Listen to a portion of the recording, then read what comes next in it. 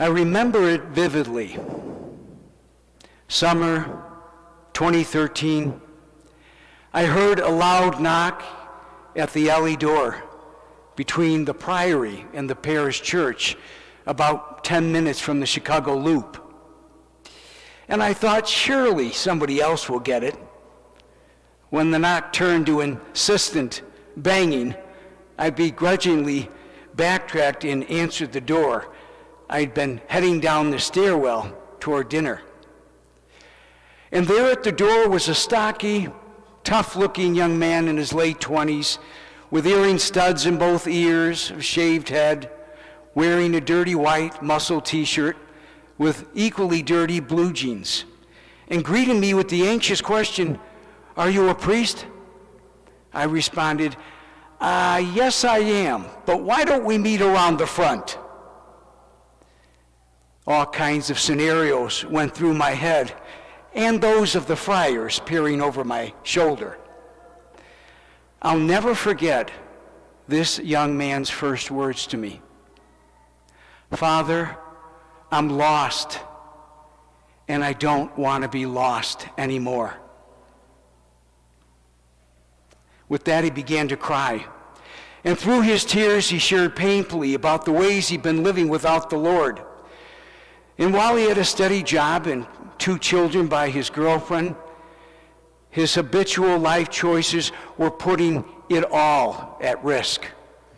He was not the father or potential husband he should be or wanted to be. Each day, his feelings of emptiness and despair that he could ever change deepened. As our conversation intensified, I suggested we put this all in the context of confession, to seek God's grace, his guidance, his strength. "When was your last confession?" I asked. He responded, "When I was 7 years old. My first confession, Father." That brought more tears. Well, after his second confession in 27 years, the construction worker said gratefully, "That felt so good." And I said, "I'll tell you a secret. That's the point. It's supposed to feel that good. You see, God doesn't want you to be lost anymore either." Now, friends, don't the words of the prophet Zephaniah we just heard come alive in a whole new way? "Shout for joy, O daughter Zion. Sing joyfully, O Israel. The Lord has removed the judgment against you. He has turned away your enemies. The Lord your God is in your midst, a Savior who will renew you in love. Do not be discouraged."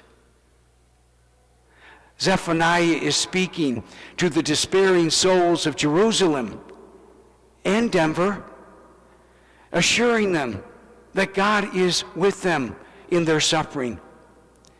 And the young man experienced that in the sacrament of reconciliation. His demeanor and posture leaving the priory was so different than when he had arrived. He literally embodied the joy-filled spirit of the psalmist. "God indeed is my Savior. I am confident and unafraid. My strength and my courage is the Lord." You and I are assured today of the same thing. And that is why we rejoice on this Gaudete Sunday. God comes to the rescue of the captured, to the one held captive to evil influences, just as this young man was. He restores, he renews, he rejoices over the one who comes pleading for the healing we cannot give ourselves, for the freedom from the evil one we cannot secure for ourselves. What was lost in us has been found again in our renewed friendship with God as the center of our lives. All things are possible there. Gaudiamus, Let us rejoice. I'm lost, and I don't want to be lost anymore. That's a heartfelt cry nearly all of us have probably made at some point in our lives. To varying degrees, we've all had moments, periods when we felt crippled or captive or lost to some destructive relationship or dangerous addiction, to some stinking thinking, as they say in AA, to some bad habit that we just can't kick on our own, much as we try. Father Luke talked last week about none of us being immune to the evil one. The enemy's influence is real, however subtle.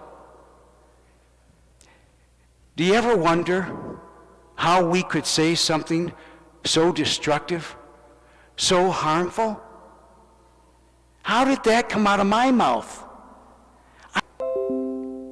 Perhaps we believed the lie that begins with our own mistreatment, and unaware, unreflective, compounded it by mistreating others. But here's the thing. A rescue mission has been launched called Our Redemption. That's why we can rejoice whatever our immediate life circumstances. A Savior is coming. And this joy isn't a passing emotional disposition. It's a deep spiritual intuition of confident, exhilarating hope. I am not left to myself. I am helpless with myself, but not with the God who is my help. But are you and I prepared to be rescued? You know, before those drowning can be saved by lifeguards, they have to be prepared. Before laying hands on a drowning person, lifeguards remind people, don't grab onto me. And then they say, I'm coming in for you. Like our prophet, St. Paul reminds us, God is close. Have no anxiety. God is coming for us. We can cast our cares on him. We are always free to turn and to ask for God's help, just as that young construction worker did. Or we're free to remain in our captivity. God never forces us. My most poignant image of divine rescue comes from my own unexpected experience of being rescued in our first Corps expedition at St. Dominic's 3 years ago. When we went whitewater rafting on that final day, one of the 6 rafts got sucked into the vortex of a level 4. That's a nasty one. All 6 participants and our guide were thrown out, including 2 novices and yours truly. I remember plunging to the bottom at great speed as though there were a hand pushing me down. It was clear to me that this was a force overwhelmingly greater than anything I could do. It was only when I conformed my body into a ball that I surged up to the surface and heard shouts, "Swim faster, another 4 is straight ahead." As I neared the raft, seeing our tall but very thin, malnourished looking guide did little to inspire confidence in me. Then shockingly, as I closed in on the raft, he leaned over the side, grabbed the lapels of my life jacket, lifted me up, turned me around, and put me into the raft. It would be a while before we both stopped shaking. I'm coming in for you is God the Liberator's promise, and God keeps his promises. I think this is the unmistakable message of another liberator whose feast we remember today, Our Lady of Guadalupe told Juan Diego, I give the people my love, my compassion. I will listen to your cries and sadness, relieve and heal your pain, your misery, your hurts. She assures the peoples of the Americas suffering from conquest and abuse and societal and church upheaval that God is near. Turn to him. And they did, creating through her intercession a community of enduring Christian love, fueled by justice. It echoes John the Baptist's call in today's gospel, telling the crowd, the tax collectors and the soldiers, to care for the common good of others by, out of justice, sharing what you have, and out of integrity, ending any corrupt practices on your part or on others that you know about. The message of the Baptist: you are all brothers and sisters of the same God. Now act like it. Boy, what a message our country and our world needs to hear today. We rejoice, friends, at this midpoint of Advent because we anticipate what we will celebrate at Christmas, a divine invasion of grace. Christ comes as a fighter for our souls, fighting against those forces that want to cripple us and hold us captive. God's offensive posture, it's love.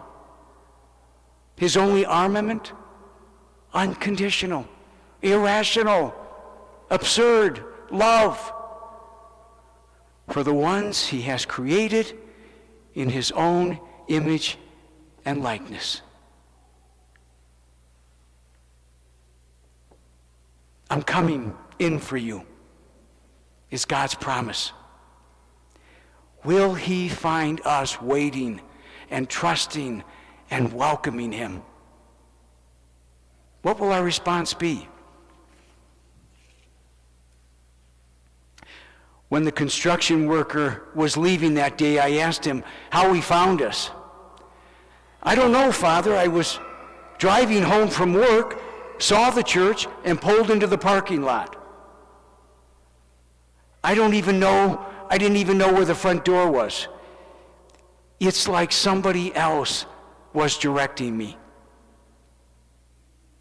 Friends, the rescuer, aka our Savior, comes in unexpected moments, but he is always there directing us in subtle but firm ways. You see, God doesn't want any of us to be lost anymore.